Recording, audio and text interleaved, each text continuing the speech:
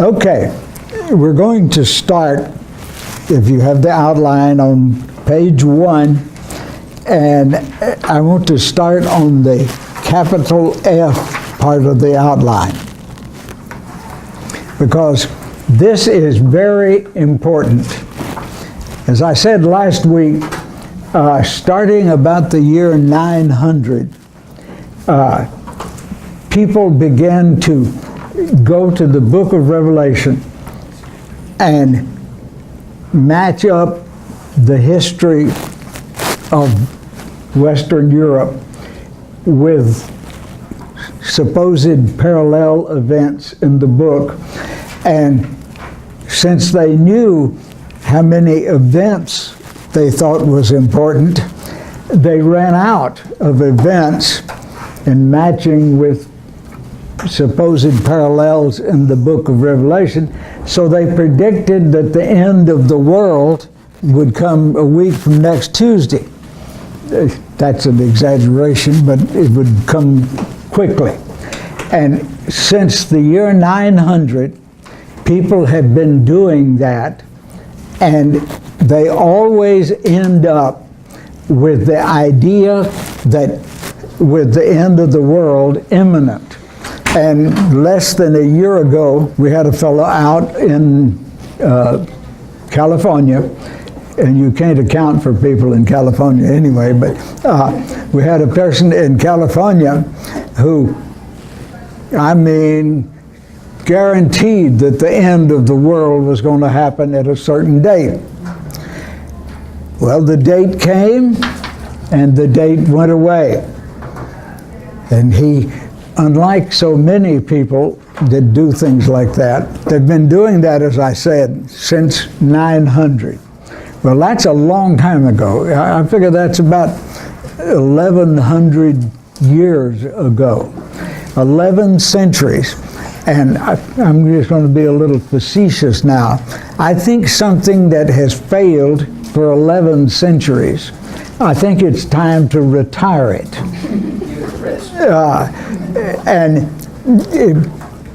There was a saying in the Alcoholics Anonymous Big Book that if you kept doing the same thing and got bad results, and you just kept on doing it, hoping that this time it wouldn't, that you were not sane.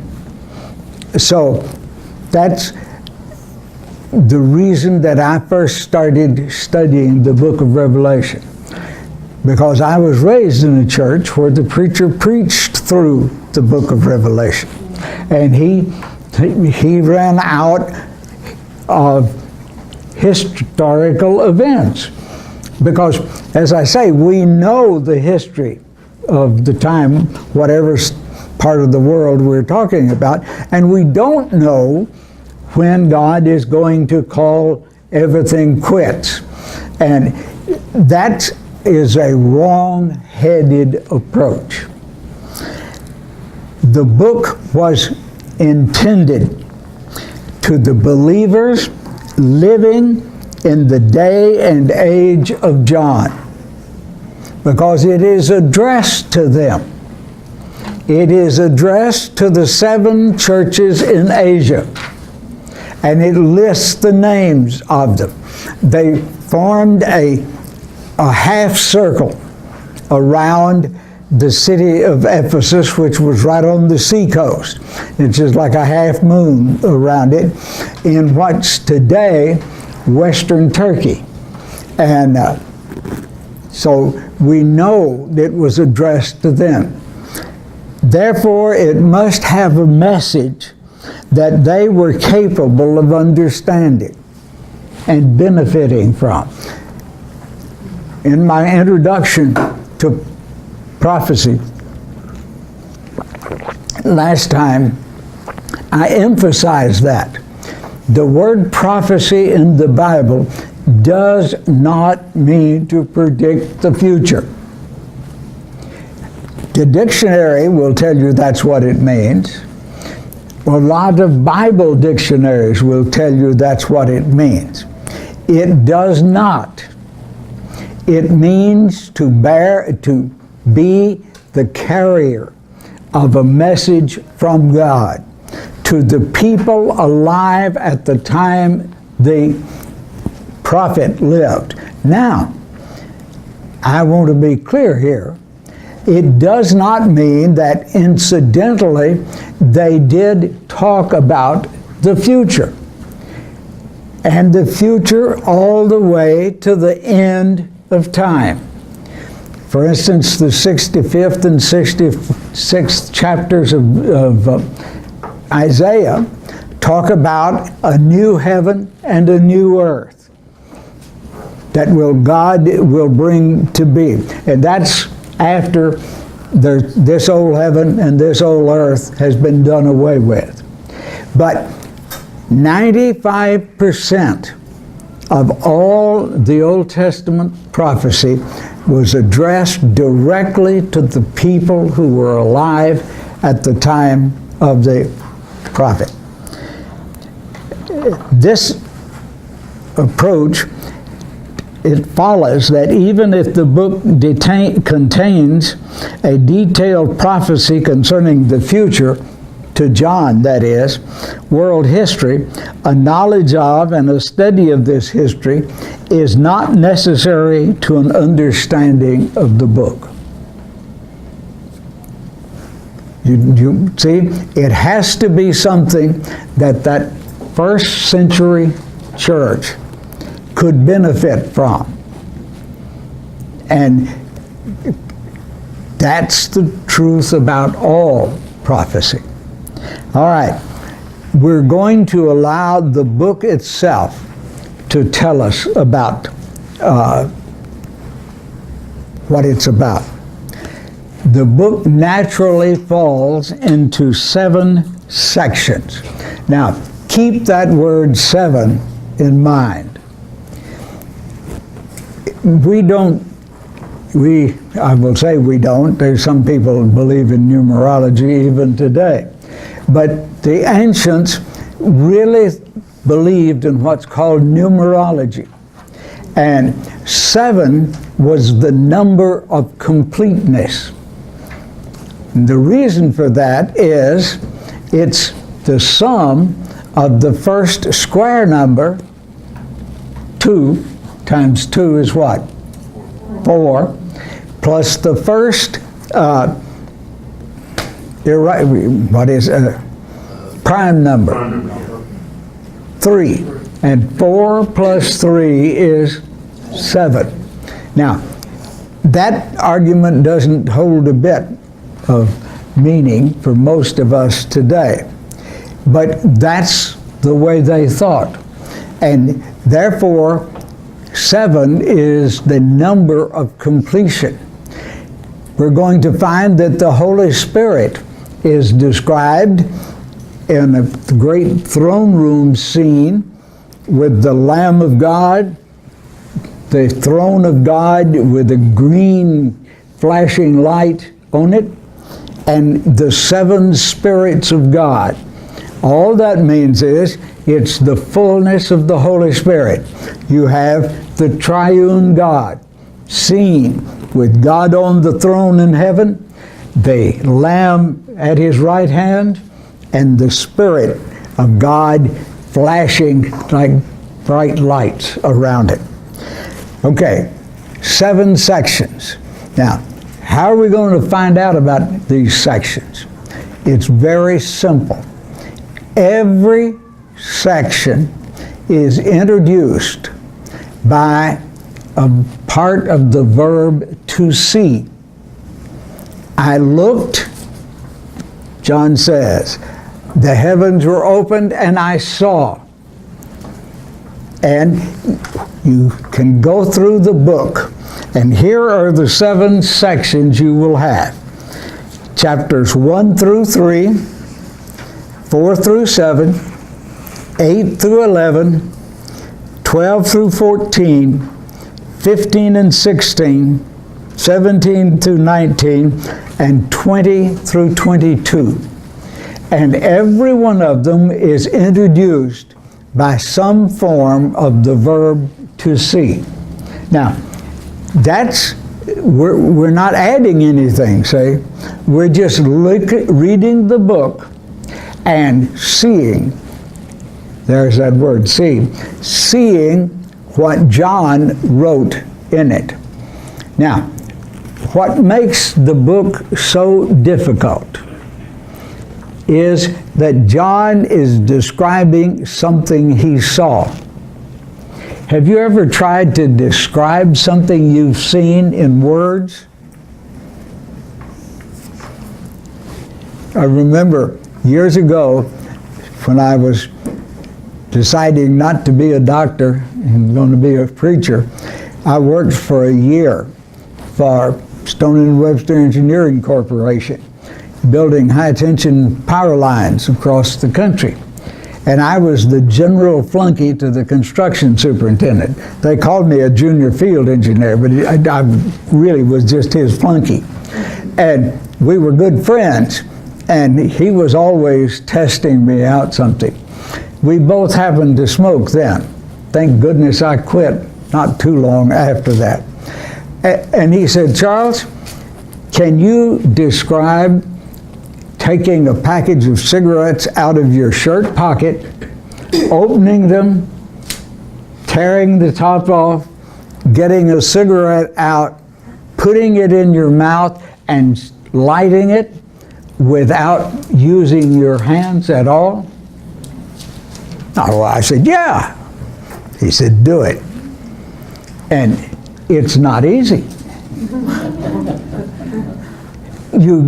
And that's one of the things. I've often said that if John had a gadget like that one, where you could tape it, the book would be a lot easier to understand. In fact, one time when I taught it, I had an artist friend of mine do some cards on cardstock, about so big, 18 inches, 2 feet square, and she drew out and in multicolor drew the pictures that she saw, and it was much easier. So that's what we're going to have to do, folks. Don't worry about the details at first. Let's take that first section, just thinking about it. It happened that when John, he said, I was in the Spirit on the Lord's Day. Now, we talked about that last week. That's that different state of consciousness that prophets go into. In other words, the Spirit was guiding. And he says, and I heard something by me, and I turned and saw. And what did he see?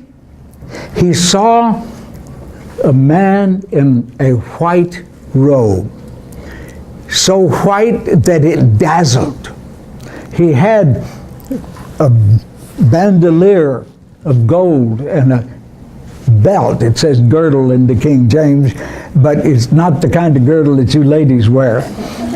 It just means a belt. It's belted with a gold belt around it. And his feet were like molten brass. And the colors there are white and gold, brilliant, bright. Just think a minute, what does white and gold suggest to you? Anybody? Purity and royalty. What? Purity and royalty. Yeah. Purity and royalty? Goodness. But emotionally, Brightness. Bright. Happiness. Excitement. Excitement. excitement, happiness? Yes. Used to, I had a kind of waking dream. I would be outside in the dark, and I would look in through a window, and there would be people around an open fireplace. And when that vision or image would hit, I would feel so lonely and left out. Went to marriage encounter with my wife, a long time ago, 40-some years ago, and I had never shared that with her, and I told her about it. And she looked at me and she says, "Oh, Charles, I'm so sorry." And it never came back again. But there was that warm yellow light. And I felt I wanted to be in there. Now see, it's just that simple. The colors, the pictures, when you see a black horse, or the one I like is ghastly green. You know, when you're about to faint and you get what's called green around the gills, that's the color of that horse. Not a very appetizing idea, is it?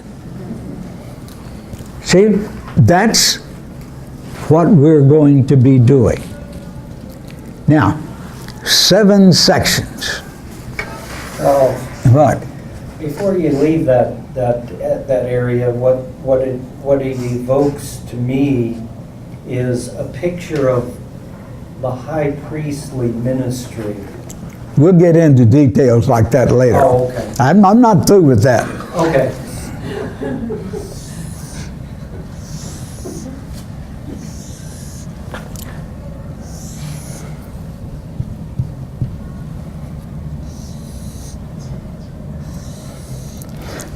Now, why 7?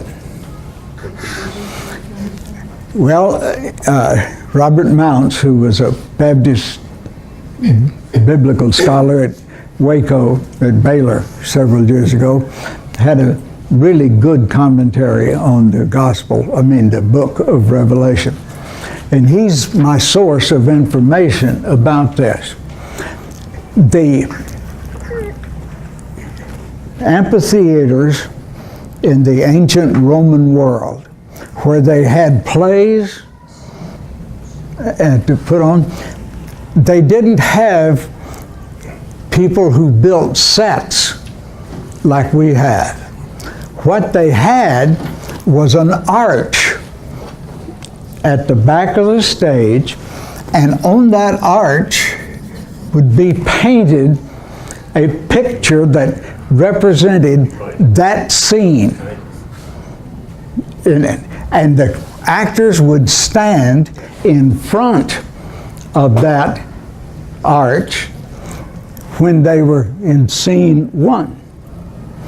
And when it was time for scene 2, they'd stand in front of that one, and so on.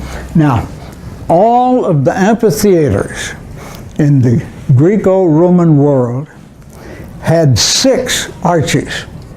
And so all their plays had 6 scenes, with one exception. The amphitheater outside of Ephesus has how many, do you think? 7. And so John was preaching in Ephesus. He knew Ephesus as good as he knew the back of his own hand. It was there, you know, that Paul was nearly lynched by a mob crying, "Great is Diana of the Ephesians." And so when John saw visions, or when God sent his Spirit to cause John to have visions, he thought in terms of 7 scenes. So we get both the idea of completeness and the idea that he would get from the theater where he knew about it. And that's just a little bit of information that nails down the idea of 7 scenes. And you can think about that.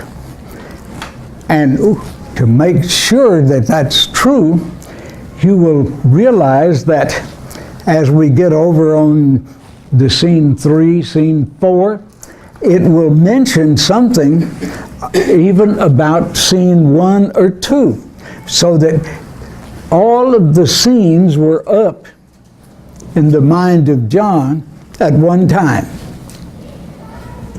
Now, you may think I'm, just nitpicking here, but these are important things. These things would be known by the people to whom John wrote. This would be everyday occurrence to them.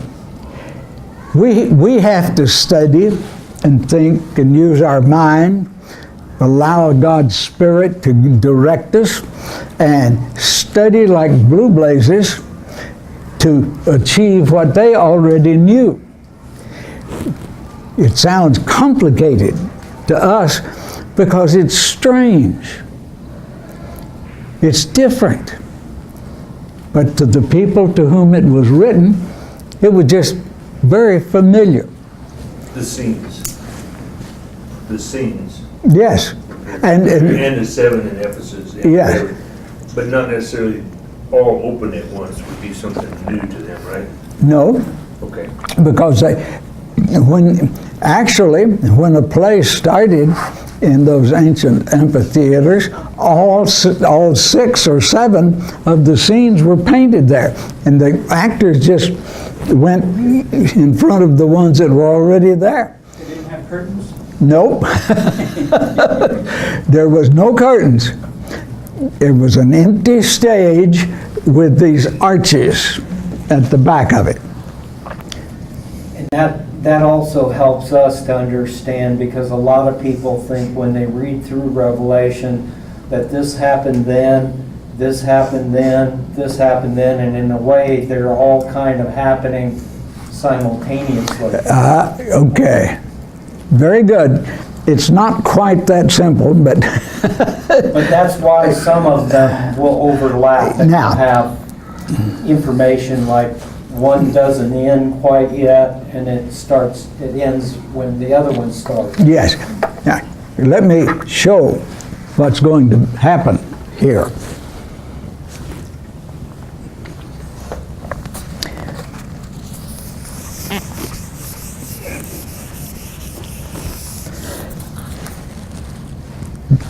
These 7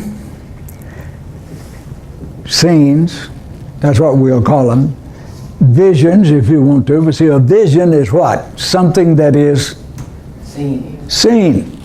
That's what vision means. Have you ever had a vision test? And so vision is not something odd or anything, it's just something that's seen. These 7 they're not simultaneous exactly like Mike said, but they go from this. They start with the ascension of Christ. Okay? And they go until what we usually call his return.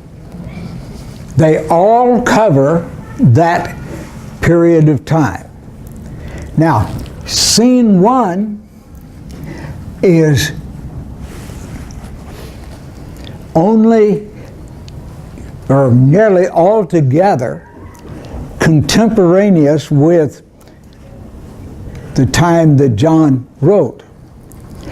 But even there, the end is hinted at. He says, I will come and I will take your lampstand or your lamp out of the lampstand if you don't straighten up. See, he is talking about the end time. The next one covers the same period of time, but it has more about the end time, and that goes till you get to the seventh one,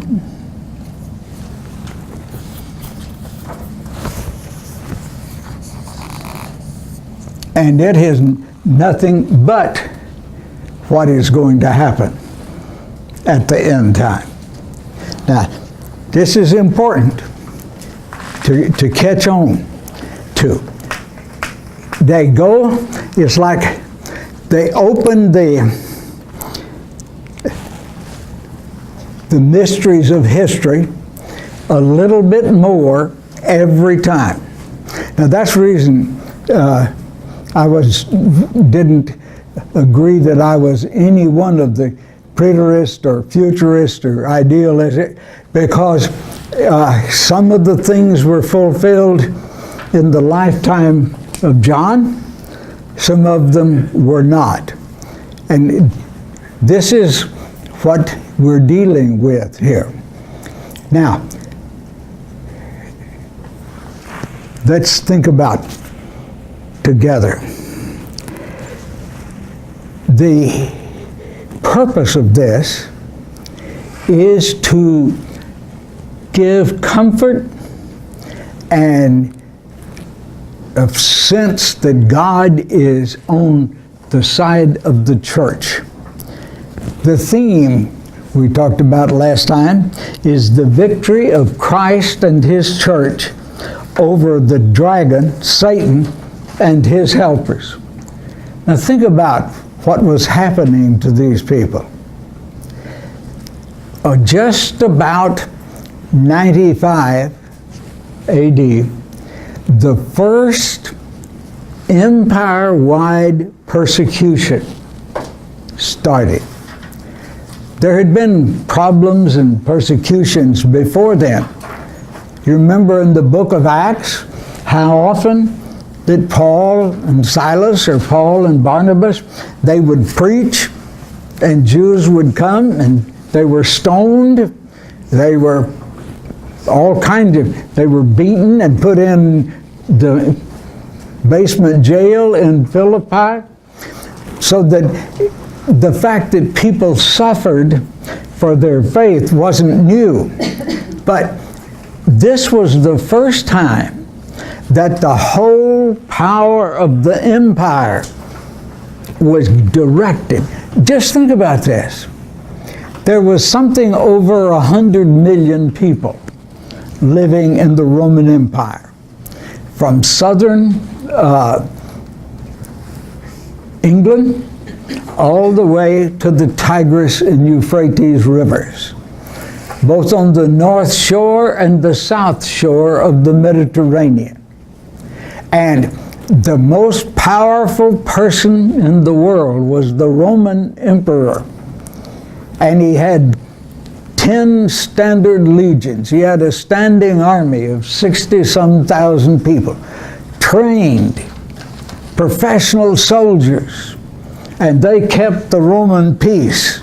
And the Roman peace means you do what I say and you'll have peace. You don't do what I say and you got trouble. The most powerful empire perhaps that the world's ever known. Now, some people might argue that the British Empire was more powerful, but I doubt that they had the absolute power that Rome did. Now, here was some people who did not have swords, they didn't fight. They were following a leader who's is called the Prince of Peace. They did not have money. They were mostly poor and no power at all. And wham! That whole power of Rome was against them. What do you think they felt like? Anybody want to? What? Defeated. Desperate. Hopeless? Desperate? Yes. All of these words, and perhaps some more so, because it's hard for us in a country that is fairly law-abiding and reasonably peaceful. We have problems, but we don't have to fear that the armed might of the country is going to be directed at us. We don't have to meet in secret little enclaves in homes, or where some of them let in the catacombs, the burial tunnels under the city of Rome. They had a secret sign. If somebody met on the street and they thought they might be a Christian, one was a believer and he thought the other person might be, he could take the toe of his sandal and draw that little fish shape, and if the other person would draw the same shape, they knew they were believers together. If not, it was fairly easy to just erase it with your foot. Now that was the way they had a secret society. They had passwords. They had ways of identifying each other. But they were overwhelmed with the power of Rome. You know, the strange thing is that without an army, without much money, in 200 years, they overthrew the power of Rome. And the empire became Christian. Now that's what the book of Revelation is all about. The idea is, no matter what kind of opposition faces the church, no matter whether it's armed might, philosophers, intellectuals, any other thing that opposes the church,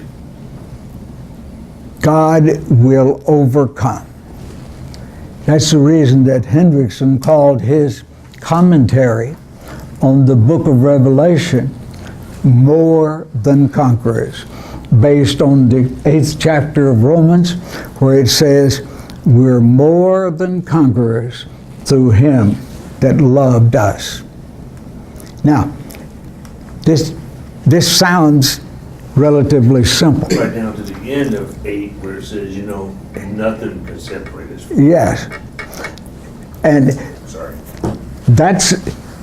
this sounds relatively simple. But this is a rational analysis, and it doesn't, it's not, if it was that simple, everybody would understand it. There wouldn't be various interpretations and all. But I'm trying to allow the book itself to tell us about itself.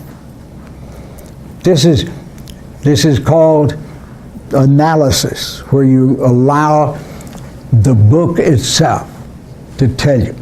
We're not going to import ideas from outside into the book.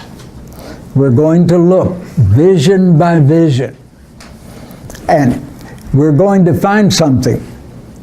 This is the reason that it gets more complicated, because God, in his idea, you remember God says in the Old Testament, vengeance is mine, saith the Lord. I will. We are not to avenge wrongs to the church. God is the one who does that. And God will use all of his power. Remember, he is the maker of heaven and earth. He is the person whose voice causes the changes of the seasons, the whole change through the beginning, from the beginning of time to the end. It's not just accident. It's not just happened so. It's because God's will is being done. He is Lord of history. He is Lord of the universe. He knows the ending of something before he starts it. His plans cannot be thwarted. And that's what the book is about. And we'll see how that catastrophes in the sky, catastrophes on the ocean, catastrophes on the land, the sun, the moon, the stars, they'll fight for the believers. Isn't that a glorious idea? I'm afraid, I'm not a predictor, but I'm afraid that we are just on the verge of being in some of the same bind that the early church was in. Because while this country has never been a Christian nation in the idea of a theocracy, we have had people in power and control that were basically not enemies of the faith. We've lived in a fool's paradise, but it's beginning to look a little blacker. And maybe someday, maybe your grandchildren or great-grandchildren will need to read the book of Revelation in the same spirit that the people to whom John wrote read it. I'd like to ask you right now, just right now, what are you thinking about? Just sample. Julie? I guess when you were talking about, grandchildren, it's just like really sad to think that, little by little, it's kind of like the frog that you were talking about last week, that, we're just getting further and further away from it. Do you want to comment anyway? I think that it's kind of exciting to think about. I don't know, maybe I'm messed up, but I think it's exciting when I'm like, Revelation is starting to play, because that means we're that much closer to having every person hear the greatest story ever told. So that for me is kind of like, if my grandchildren go through this, or whoever it is, that means that we're that much closer to being in heaven where this is all told. Okay, I like your attitude. That's exactly the idea that John wanted his people to have. You remember when Paul said, your salvation is closer now than when you first believed? Now you got the comfort idea that God's in control of this. Anybody else? I just think about, this part of the negative part of what you said, your part sounds better, but I just automatically start thinking about all the warring and all the events that's going on, and it's just getting worse and worse and worse. And so eventually it just shows that, it's just the Bible is, fulfilling itself, so we're becoming that much more closer to the end. So. What about what's happening to all the children, Christians? I didn't. What about what's happening to all the Christians? How they're being killed? Yeah, what's going on now? Is that part of it? About what? That's where I'm coming from, in Iraq. Yeah, right. Yes. That's what comes to my mind too, Well, I'll tell you what. There's places in the world where the book of Revelation is the most relevant book in the Bible. And the Christian believers trapped on top of a mountain by cutthroat thugs is exactly what the New Testament church was facing. That's good. You got the point. Jesse, you always have something to say, sir. It's almost like a two-edged sword. We'd like for the Lord's coming to be soon. We pray that he comes quickly. Yet at the same time, that implies the possibility of suffering, which none of us want. Well, But it could happen. If it doesn't happen to us, we don't like to think of it happening to our children or our grandchildren. But it's going to happen in a certain way, but we will always be protected. That's another theme in yes, in the that's the assurance Mhm. that we are not in this alone. If God be for us, who then can be against us? So, I really get, if you pardon the word, fed up with believers who wring their hands and say, oh, this is the worst possible time that's ever been. And not yet. I'm reminded of the rabbinic story about a little man in Eastern Europe, and he was always going around and say, oh, I'm the worst sinner in the world. Nobody is as bad as I am. And what the rabbis called the Bath Kol, the daughter voice of God, came out of heaven and says, not yet, little man, not yet. You know, guys, still, I think what's happening in Iraq and, persecution and stuff, and I know it has been worse, in fact, the time we're reading about in 9 years or so. But also get kind of anxious to see, how God's going to do it. It's kind of exciting almost sometimes, I kind of agree with that. I know he's going to take care of it. I had a friend who was a missionary in Nigeria, and most of you weren't even alive, but in the late 1960s, early 1970s, there was a civil war in Nigeria, and it was basically the Igbo Christians against the Islamic north of the country. And there were thousands of Christians slaughtered.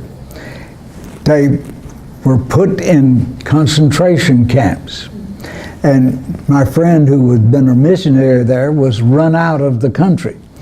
He had to flee to Zaire, and my wife and I happened to land in Zaire, the capital of Zaire, when that was going on, and there was airplanes from the United States government taking people out. We happened to land right in the middle of it.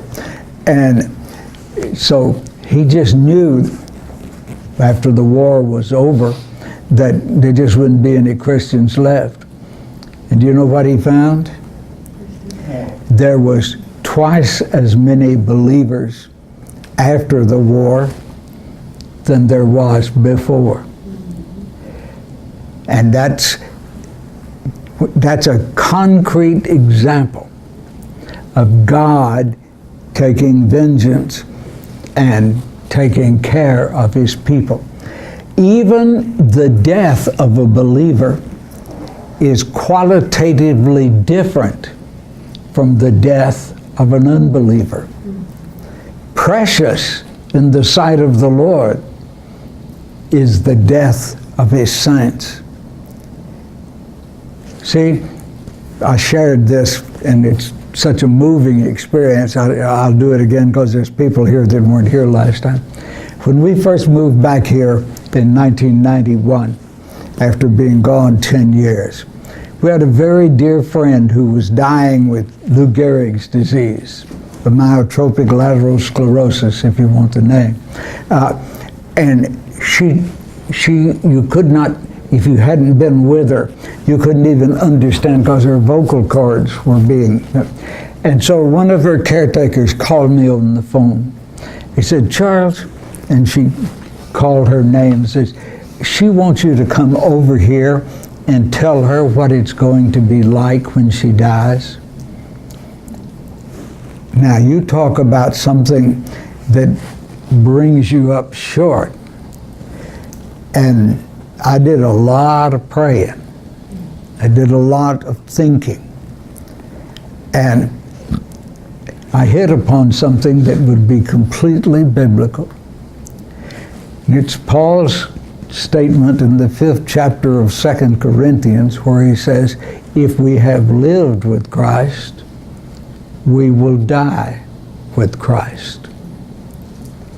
And so I went and I said, I've never died, but I know someone who has and who has come back. And he has promised, if you live with him, you will die with him. It won't be by yourself. Somebody who has gone both directions will take you by the hand and lead you through the experience. And you could see the comfort on her face. If I have ever been inspired by God, which I'm not sure I ever have been, but if I ever were, that was when it was, that was the time. Now, we want to go one more point I want to make about this and that. These 7 sections may be divided into 2 major groups on the basis of the viewpoint of observation. Now, what on earth does the viewpoint of observation mean?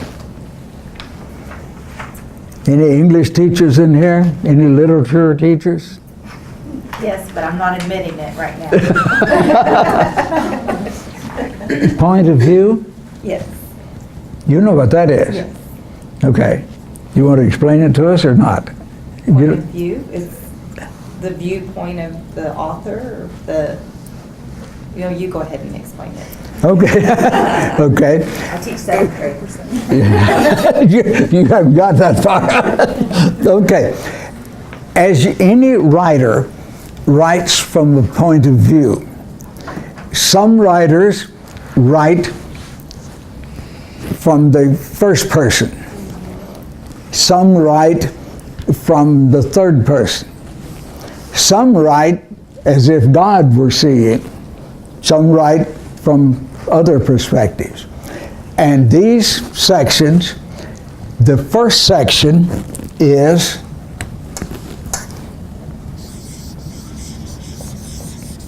earth